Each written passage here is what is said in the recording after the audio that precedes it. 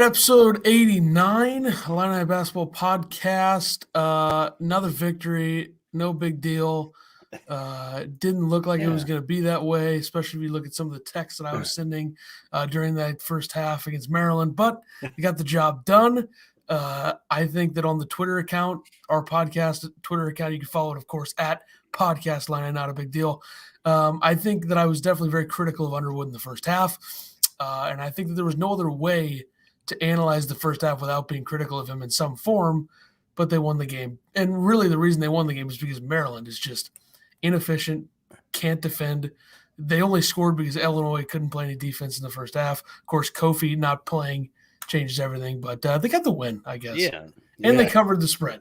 That's right. Kofi 8 minutes in the first half. Didn't play the last, 10, 11, whatever it was.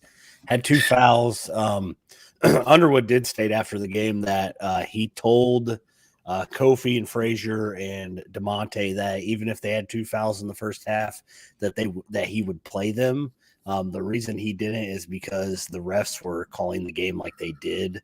So he felt that Kofi would probably pick up his third. Like I said to you, I'd rather have him not play the last 10 minutes of the first half than not play the last 5 or 6 of the second half. So he ended up with 3 fouls. So then you can question it more, I guess. But easily the player of the game, Kofi. You had the same. Played all 20 minutes in the second half. If Kofi doesn't play this game, Illinois loses. Yep. I feel 23 points. 18 rebounds, which tied his career high from earlier in the season. Like we said, he had those 2 fouls, but once he got in the second half, he was very efficient. 9 of 12 from the field, 5 of 8 from the free throw line. Only had 1 turnover, which is nice. I don't know. The announcers were all over this Reese kid, talking about how he had a phenomenal game against Kofi. The kid was 2 of 8 from the field, and I think he might have had 1 block, but they were just all about how good he was. Kofi did end up fouling out Wahab and Reese, so basically did his job down there. And after Reese decided to, rub his nuts all over Kofi's shoulder or whatever he was doing, Kofi kind of turned it up. I text you about that. I think it's crazy that a guy like Curbelo can blow a kiss to the opposing team's bench and get teed up, but this guy clearly raised up to rub his sack all over Kofi, and we just play on. I can't believe that was not a technical. I don't know how it wasn't. I mean, even Ayala was like, "What are you doing?" The camera panned to him immediately. Mm-hmm. That is the dumbest thing I've ever seen. I mean, these refs are clueless, but the thing is, it's like that every game. So I feel like the Underwood excuse to keep Kofi out of the game is just stupid. Most refs call games like that, and it's the same type of thing that Calipari did last Tuesday with Shubwe against LSU. And they lost the game. Losing. Yeah. So, I don't know. I can see it both ways. I can understand. I mean, at least he had an excuse for why he didn't. I mean, he got those 2 fouls off, but at least he had a reason. It was an easy one to use because blame the refs, which the refs were not good, but it's just the way that they played without Kofi there. It was just so bad. It was bad, and it was basically they couldn't find anybody that could put the ball in the basket. Trent did his best. I thought. I think he could have been player of the game. Played all 40 minutes, had 16 points, 4 rebounds, a steal, and assist. He did everything he could to try to keep Illinois within striking distance. I mean, and they were only back into it. Only down 4. Yeah. So, Illinois just didn't shoot well as a team. You look at Trent, he was 4 of 11 from 3, which not terrible. But you got Plummer that was 2 of 8. Grandison was 1 of 5. Williams was 1 of 4, and Hawkins was 0 for 2. Illinois as a team went 8 of 30 from 3. So, and there was about 427 pump fakes. Yeah, they did have a lot of pump fakes. This is kind of the game I thought they would have against Minnesota. I said they'd go something like 4 of 40 from 3 against Minnesota. Well, they held it off for a home game against Maryland for some reason. But Yep. So Plummer, all right game. The 2 of 8, not pretty. 12 points, 4 rebounds, 2 assists, 2 steals. His defense was brutal starting off. It got a little bit better, but wasn't great. Fats Russell just kind of could do whatever he wants. Saw it last night too. Fats can get to the lane whenever he wants. He's just not very good at finishing. So he's a very inefficient player. A lot of talent. Yeah, he can get around the rim all he wants. But he doesn't do much once he does. Fats ended up going 4 of 11 from the field. He was inefficient when he played at Rhode Island, and now he's in the Big Ten, and there's much better defenses in the Big Ten than the Atlantic 10. Yeah, so. Yeah. He's quick. But after that, he's got to put the ball in the basket, which he's been struggling to do. He probably could have helped. Probably could have got Maryland a win last night if he could have made an and one or a couple of those. But they're a horrendous free throw shooting team too. Yeah, they are. They are 12 of 20 for them from the line. So I'm surprised it's that good, to be honest. Yeah, DeMonte, I felt like he was kind of trying to do too much again offensively. Take the open threes, but that's where I kind of want him to stop. I said that the last game, but he pump fakes the wrong ones and then shoots the wrong ones. I agree. But I feel like he probably felt like somebody had to do something, right? I mean, nobody was doing anything. Kofi they were dribbling around in circles and then pump faking for like 25 seconds per possession when Kofi was out, which was troubling. But every single player on this team at some point has tried to do too much. Yeah. So Grandison do that.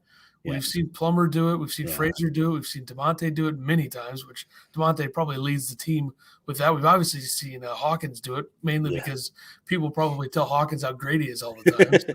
Yeah, and that's DeMonte. I mean, his defense was also good against Scott in the second half. The guys kind of buckled down when they needed to and played better defense. DeMonte, 9 points, 5 rebounds, 2 assists, 2 steals. Not going to be mad about it, but like I said, the over excessiveness of getting to the hoop, and then when you can't produce around the hoop, then what's the point of getting there? is kind of my thing. Grandison, everybody's talking him up. John Rothstein tweets about him. Stinker of a game. Stinker of a game. That's all you can say, right? I mean, 5 points, 2 for 12 from the field. 1 rebound. I mean, that's the thing. Usually he's at least grabbing rebounds. But I guess when Kofi's pulling down 18 of them, there's not a lot. Don't you think that Grandison? He had 10 minutes of no Kofi, 12 minutes of no Kofi. Don't you think Grandison's the type of player that benefits a ton from Kofi being on the floor because of the kickouts and the ability to actually get the ball to him occasionally? Yeah, that's the only thing about Illinois is they don't have a lot of guys that can create their own shots. Plummer can, but I feel like teams are locking down on Plummer a lot more than they have in the past. So I think that Illinois is more, they greatly benefit because they don't have a lot of producers that can make their own shots happen. You see that with a lot of teams. Johnny Davis, he can produce his own shot when he needs to. Sometimes he's 7 for 19 from the field against a team like Maryland, and nobody cares. But it is what it is. You don't remember that Johnny Davis is the greatest player in the history of the sport? He is. Better than MJ. Seriously? Yeah. Grandison, he did have some really bad entry passes too. I always talk him up about how he's the only guy that can make an entry pass. And he flubbed that up too. He did have a couple down the stretch that were good, but overall just not a good game for him. But I think at this point he deserves to have a bad game. I mean, I'm not going to get mad that Grandison has the bad game, especially when Illinois finds a way to win this game when the sky was falling at the end of the first half, right? So it was absolutely falling way down. The game was over. I think you said they were going to lose by 20 or something. I think I said like 30, but off the bench, not a lot of action off the bench. Besides Hawkins, Hawkins had 19 minutes. Good game by Hawkins. I don't know that you haven't really liked it, but you were defending him on Twitter, I'm pretty sure. I was, yeah. Well, these people don't know when to pick their spots. Sure. I feel like I've picked my spots well with Hawkins because the more minutes he plays, the worse he is. But the 2 games last week were okay, solid. I think we all know what we're going to get with him at this point. I think a key for him is to not shoot the ball. Yeah, I mean, he's not. Yeah, he needs to, tip back dunks and that's what he does well. Yeah, things close. Athletic plays close to the rim are more his thing than spot up shooting and things like that. Perimeter defense, which I hope he doesn't have to play. Yeah, 8 points, 8 rebounds, a steal. So, I mean, I'll take that every day from him. I think, like you said, he does need to calm down on the shooting.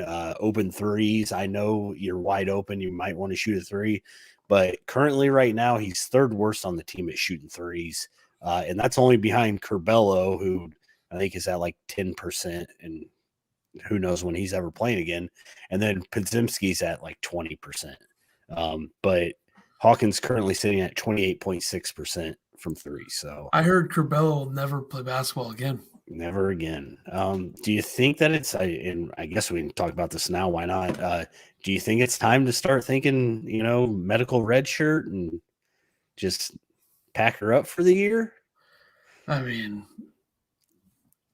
I feel like we might be approaching that point a couple weeks from now. Yeah. So if you haven't heard, Underwood said today, I guess he was supposed to start practicing with the team this week.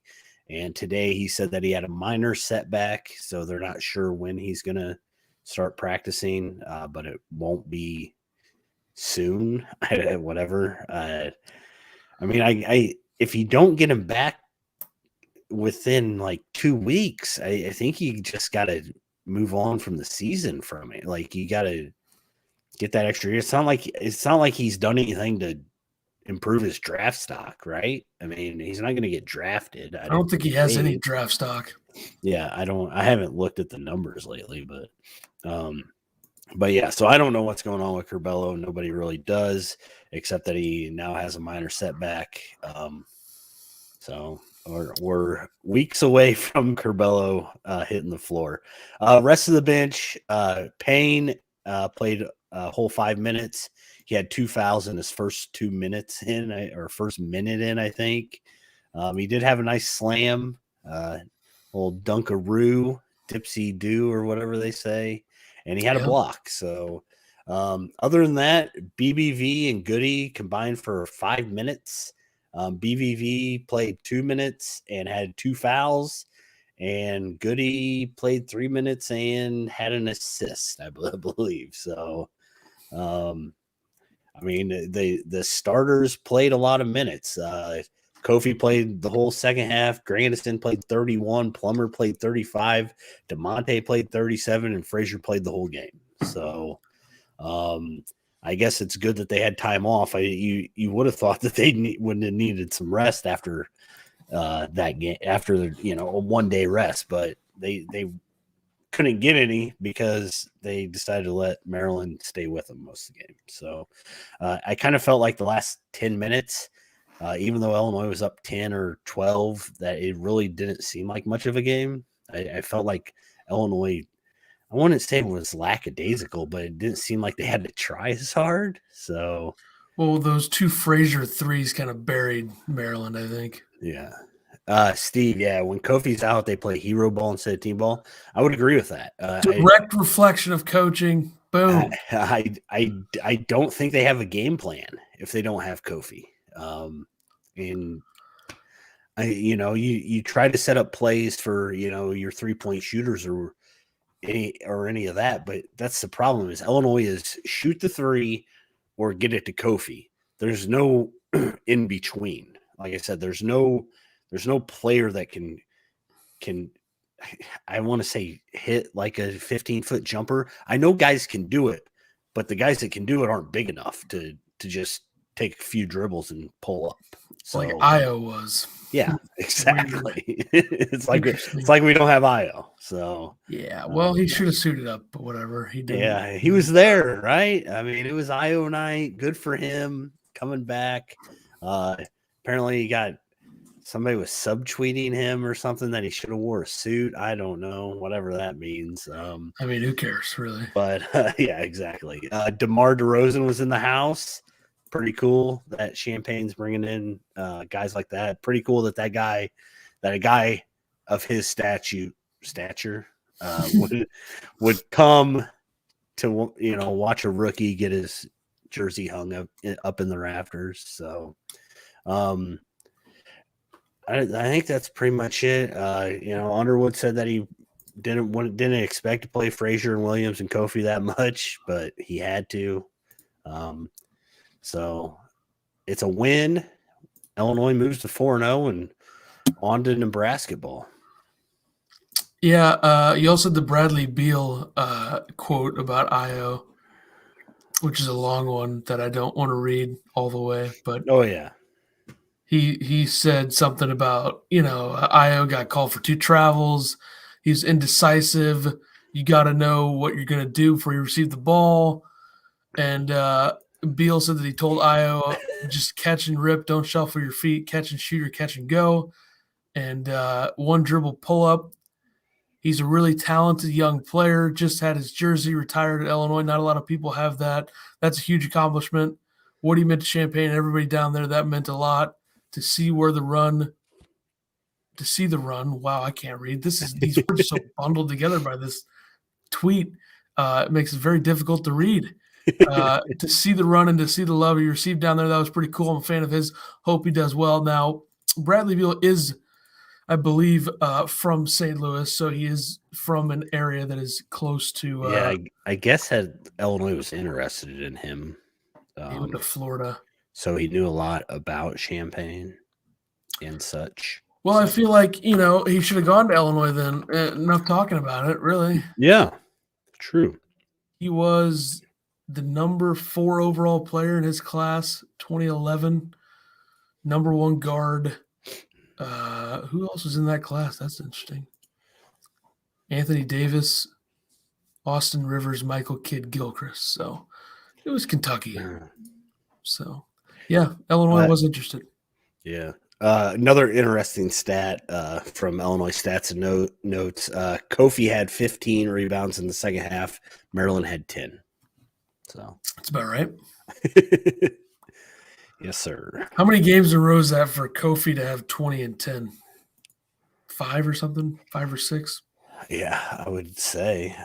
Tied Oturu or something for Big Ten players. Oh, really? That many games in a row of 20 and 10, which Oturu is probably just doing some stat padding because his team stinks. Sure. So, yeah. I mean, yeah. All right. Nebraska ball. First trip back to Lincoln since the near loss, the overtime game on that fateful Friday, February evening, I believe it was. And I was just trying to enjoy the night, watch some Brooklyn Nine-Nine that night. I was ready to do that after the game, and then the game was very stressful. I didn't expect it to be that way, but that was a game where if it were this year, they would probably lose because they don't have Io to close the door. And the good thing is Nebraska is not as bad as last season, but pretty much as bad as last season, I think. The record would say so, but the numbers, I think, are still better from last season.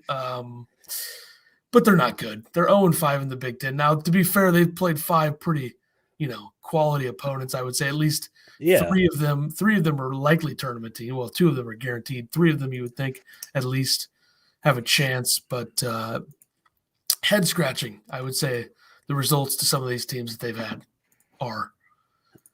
They had length. I don't even know. Am I speaking in complete sentences? I'm trying to look up Nebraska's. You're doing good. You're doing great. I'm doing great. Fantastic. I would say actually, but no, Nebraska's lost 8 of their last 9. Ugh. including. So they're due, is what you're telling me. They could be. I mean, their last one was Kennesaw State on December 22nd. I mean, this game scares me. It scares me. Yeah, I'm not too concerned because if they lose, then we know a lot about. I just know, Ohio State had a tough time going in there and getting a win. They probably should have lost that game. Michigan State, Nebraska played them close for a while. So I mean, Michigan went in there and beat them by 35. That's true. Yeah, that's true. So, and Rutgers beat them by 28. So yeah.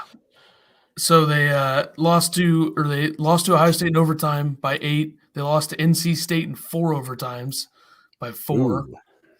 They lost to Indiana by 13, like we said. They lost to Auburn by 31. That game was never close. So obviously this is a game that Illinois should win. But started the season off with a loss to Western Illinois. So there's some stats with Nebraska where you're like, well, maybe. Yeah. But I mean, if at this point, what is Hoiberg even doing? I don't know. Just and I like him. I think he's a good coach, but at some point, how much of this is his fault? How much of this is the Nebraska program just being a joke? I mean, the fact that they're even in the Big Ten, embarrassing. I mean, I think they would be a much better team if Trey McGowan's was healthy, right? I mean, yeah, but I don't know how much he moves the needle. I mean, he's good, but I feel like they had Delano Banton or whatever his name is on last year's team. He's like playing regular minutes for the Toronto Raptors right now.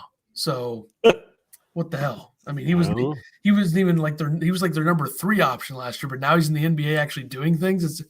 It's very weird. Like, I feel like they have some good players to go through. They're just never, ever good.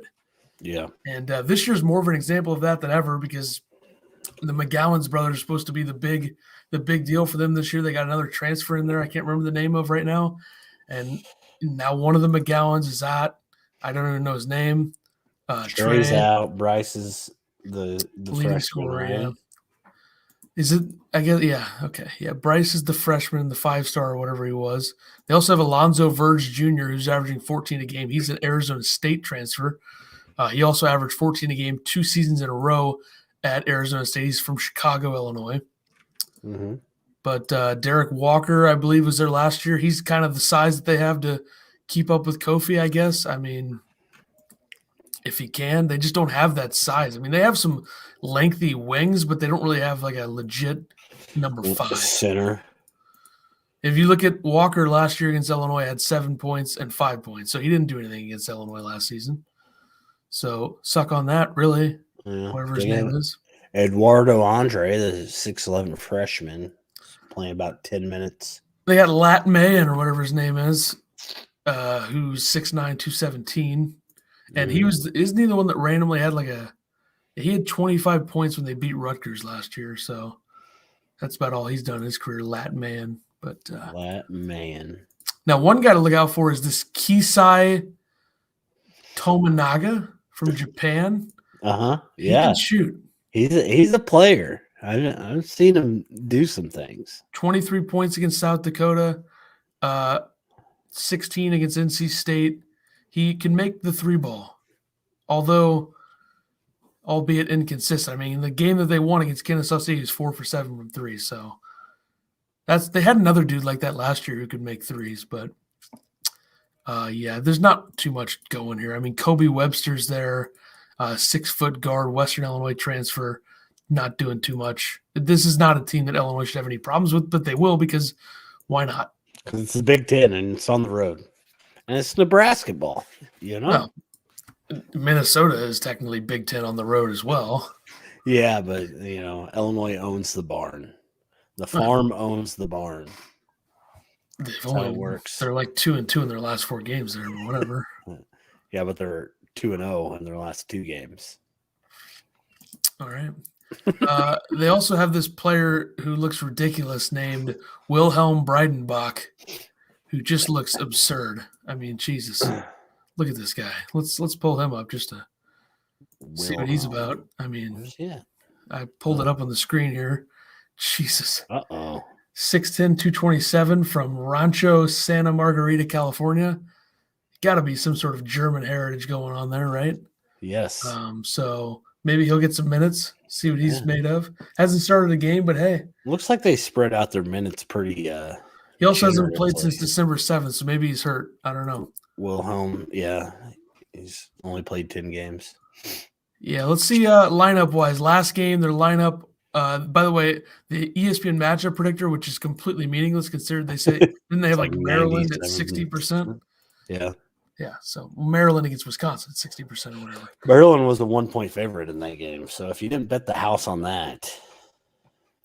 That's not that stupid because Wisconsin seems like a press clippings team right now.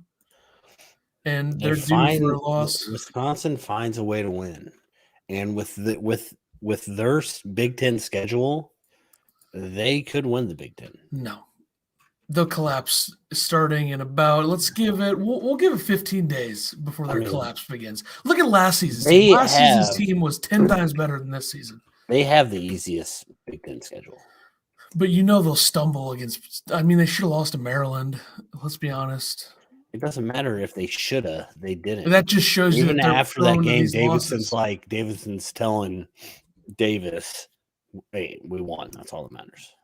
And he's right. He would know. He's been there for 30 years. They have Ohio State loss Thursday, so that'd be a good loss. Game. Loss. Then they played Northwestern. Where at? At Northwestern. When? So if they were at home, they would have lost. Also when. I was just making sure. Then they have Michigan State. Loss. Okay. Then Nebraska. Loss. Minnesota. Loss. Those are 2 wins. Illinois. Loss. Penn State. Michigan State. Win. Loss. Rutgers. Loss. Indiana. Win. Michigan. Jackson Davis. Win. Minnesota. Win. Rutgers. Loss. 2 losses to Rutgers. I don't even care. Ron Herbert Jr. is going for 40 and 35. Purdue, Nebraska. Loss. So really, they have. What's their Big Ten record right now? 4-1. Okay, they're gonna. How many Big Ten games do they have? 18 or 20? 20, I think. They're gonna go like 14-6. They got 15 games left. Yeah, they're gonna go 14-6 or 15-5. Yeah, so they're gonna. But that would be them losing to Ohio State, Michigan State. They're gonna stumble against Illinois or Minnesota, Michigan State again, and then losing to Purdue. They're a hot team right now. But here's the thing: they have one player that you have to lock down. If you lock him down, Tyler Wall's good. Davison will make some shots, but other than that. Tyler Wall is the only reason why they won last night. Yeah, and here's the other thing. Last year's team was way better than this year's team on paper. And this is just proof that paper doesn't matter. That's true. Demetric Trice, if Demetric Trice was on that team this year, then I'd be like, okay, they might win the Big Ten. Because Johnny Davis is much different this year than he was last year. Now, somehow he went from being like a really solid, young, up-and-coming talent for Wisconsin last year. Now he's like the greatest of all time, like I said, possibly better than MJ. But that is what it is. Wisconsin, big press clippings team, I think. Anyways, this is the Illinois basketball podcast. Absolutely. But also we cater to our Big Ten fans. Thank you. Yes. So if you look at, like you said earlier, didn't you say something about the bench minutes and the rotations for Nebraska? I feel like that's something to look at. Wilcher playing 27 minutes off the bench last game. Like you said, I think you said this, they ride the hot hands, I think. Yeah. Because that's kind of what Hoiberg has to do, considering he probably doesn't know half the guys he coaches. Because he's like, this is a disaster. Get me the hell out of here. Let me get like an assistant job on UVA staff or something, because this is brutal. So maybe is he not afraid to bench guys? I mean, Alonzo Verge played 20 minutes against Rutgers and was 2 for 7. He's averaging 30. So McGowan is going to be an interesting one though, because he's 6'7", and he's just another player that you think the Bear. I don't know what did I just say? The Bears. I read the Bears on Twitter when I clicked tab. He's another player you think the Chicago Bears Illini could lock down, but you worry because he's 6'7". Well, I think DeMonte guards him, right? I mean, that's and he's probably just I think DeMonte guards the bigger guys. McGowan's is going to get his. He'll get his, but at the end of the day, I think they'll be fine. I mean, Kofi's probably going to have 25 and 15 at least. So. Yeah, I'm just worried because Nebraska's due, but the only good thing is Illinois' stinker game was Maryland, right? I mean, in all reality, that was their stinker game, especially shooting. So you got to think that Frazier and Plummer and Grandison aren't going to have off nights like that every night. You also have to think, at least back to back. Is there such thing as a do factor when you're that horrendous? Yes. Nebraska's a 1. I think Underwood said that Nebraska is going to win a Big Ten game. Wow. That's a big step what in he the right said. direction. Hold on. He said they're a team that is very, very capable. On the road, they're all very difficult and challenging. Thanks, Brad. Thank you. I really appreciate the words of encouragement for our guys. Michigan's out here ducking everybody.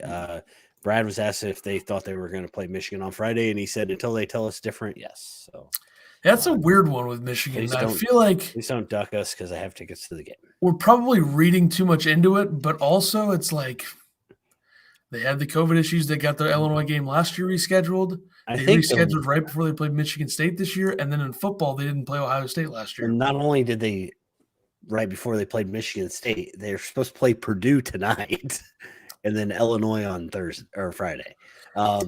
The weird thing about it is they said they had this many guys with COVID, or like 4 guys, so they only had 7 scholarship players.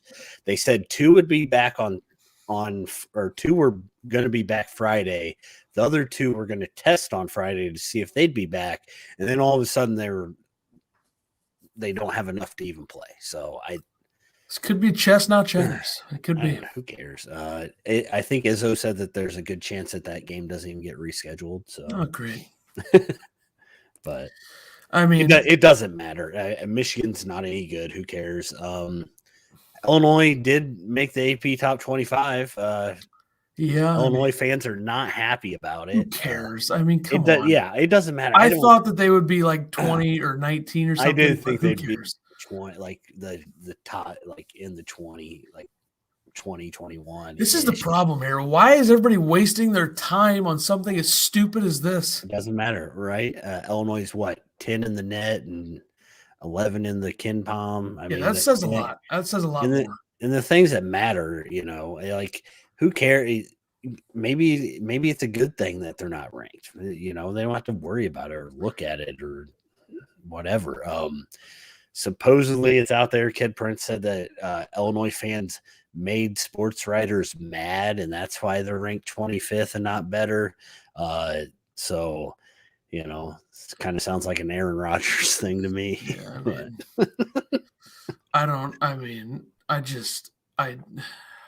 it doesn't matter, right? It really doesn't. And also matter. The people you go out, you win games, you go 5-0 in the Big Ten, you go 6-0 in the Big Ten. The rankings are going to shake out however they're going to shake out. It really doesn't matter. You win a Big Ten title, you go play in the tournament, and you go from there because everything else doesn't matter. Yeah, I think I've said this before on here. I mean, the majority of the people that vote for the AP poll in basketball are morons. And I feel like that's obvious because if you look at some of the things that have happened over the last few years with some of these guys, I don't think that some of them actually watch the sport. I agree. So that's a problem. And also, none of them have the balls to come out and say that they don't like a team and be serious about it. Like, it's not the team. It sounds, according to what is being said, is they don't like the fan base. Who cares? So, I mean, most of the fan bases are dislikable. Yeah. Illinois fan base on Twitter is very loud, which is good, but also can be bad. Yeah, and they like their voices heard. Jeff Goodman just likes to bait everybody into stuff. He does. People he fall likes for it. ruffle and feathers, and it is what it is.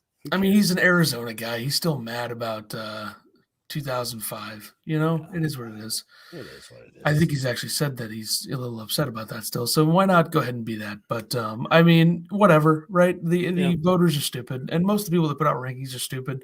Yeah. And the biggest problem with this whole thing is that they ride like 3 teams so much harder because Like Arizona was that team early in the season. Wisconsin's becoming that team now. Right. So there's just a team that everybody latches onto, and they're way better than their ranking. And also, Alabama got beat by Missouri, and they're 24th. The only thing with that is that they have a very good win. Illinois really doesn't have a very good win, but that's not what the AP poll should be about. But I feel like they are kind of holding on to, Alabama beat Gonzaga. And I've seen like a lot of guys that vote say that they do the AP poll by potential, like how good they think the team can be, and not by win losses, which it makes absolutely zero sense. But that's why I'm not a things sports writer. Stupid. I'm not a voter. Whatever. Move on. There's like too many people, and everybody votes in a different way. It's just so dumb. Yeah. Why can't we have one master voter, someone like me, to do this and put out a top 25? So it's one person, and that person can get killed for it. And if they want me, they know my contact. All right. Nebraska, Illinois, tomorrow, January 11th, 2022, 7:30 p.m. Central Standard Time. Our predictions. Big Ten Network. Couple stats here. Nebraska, 343rd in offensive rebound percentage, barely ahead of Minnesota. Now, I haven't watched enough of them to know if they just get back on defense every time and then they still can't play defense like a certain team that wears the maroon and gold colors does. It could be. But, yeah, mix of youth, mix of transfers. Hoiberg dealing with a bit of a bleep show, as they call it. Nobody to guard Kofi. They can't shoot the three. They're 336th in three-point percentage. They're number 186 offensive efficiency, number 149 defensive efficiency, number 156th overall. Overall in KenPom? I cannot talk today. Illinois number 9 on offense, 24th on defense, 11th overall in KenPom. Nebraska is 19th in tempo, so they're going to move the ball. I don't know why I added an N in front of the M there, but tempo. 19th in tempo. Illinois is number 167. They like moving up and down, huh? Yep, they do. And like we said, they have their 5 losses in the Big Ten. The only one that was single digits was Ohio State. They still lost by 8 despite going to overtime. They lost by 12 to Michigan State, 13 to Indiana, 28 to Rutgers, and 35 to Michigan. So it's really going to come down to will they show up? And I think they will show up. And I don't know. I feel like it's a little different when there's a ranked team coming in for them maybe. But you seem to be quite concerned with this game given your prediction. I am. I think it's going to be a close one. I hope I'm wrong. Hope Illinois wins by 30. But I'm going to go with Illinois squeaking one out on the road, 73-69.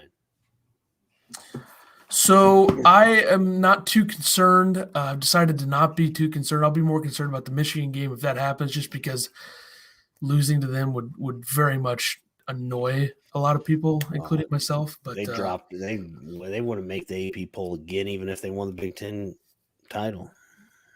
Yep, it's 100% fact. 77-65. I think Illinois wins by double digits. I think it's probably close for a while, but I think they'll pull away similar. What do you think the spread's to going to Maryland? be? I don't think it's out yet. Given what the Minnesota spread was, Right. 14, 15, somewhere around there, Yeah. 16. I mean, Illinois successfully covered 2 large spreads this in the last week. Yeah. It was 11.5 against Maryland. They won by 12. What was it against Minnesota? Like 7.5 or something, 8.5, and they won by $1 billion or whatever. So, yeah, I don't know. We'll see. Hopefully, the Michigan game will happen. That's Friday, right? Friday. So we'll probably do one of these Wednesday or Thursday or Yeah. I don't know. But episode 90 will be Wednesday or Thursday. 90. Or That's halfway to 180. It is halfway to that, pretty much. So yeah. All right, we'll be back later in the week. Hopefully Illinois beats Nebraska and Michigan doesn't dodge them. Okay, bye.